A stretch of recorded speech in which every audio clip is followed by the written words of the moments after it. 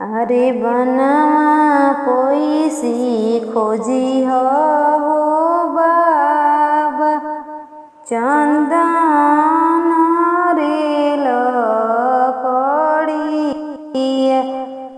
अरे बनवा पोइसी खोजी हो बाबा चंदन रे लकड़िया।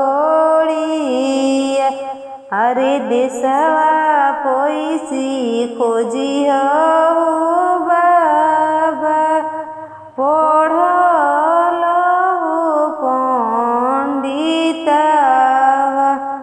अरे देशवा पोइसी खोजी हो बाबा पढ़ल पंडितवा।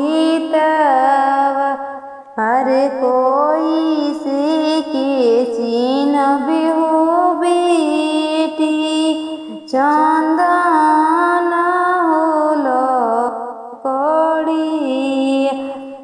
अरे कोई से के चिन्हबे हो बेटी पढ़ल पंडितवा। अरे गम गम गम के हो बाबा चंदन रे लकड़िया। अरे गम गम गम के हो पापा चंदन रे लकड़िया।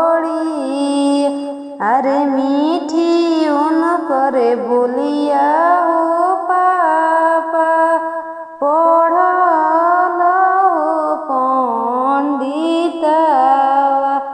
अरे मीठी उन करे बोलिया हो बाबा पढ़ल पंडितवा। अरे काई उन करे खइल हो बाबा काई धरिया। अरे काई उन करे खइल हो बाबा काई धरी। अरे के करा करने हो बाबा सजन छेके दुअरिया। अरे पनावा उन करे खैनी हो बेटी फुलवा लैनी हो धरिया। अरे पनावा उन करे खैनी हो बेटी फुलवा लवनी हो धरिया।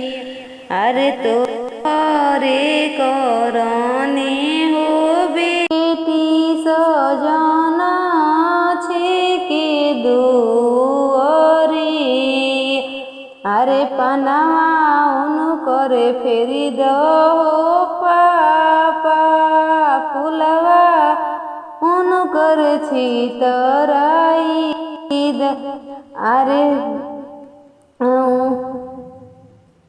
अरे पनावा उन करे फेरी दो पापा फुलवा छितराई द।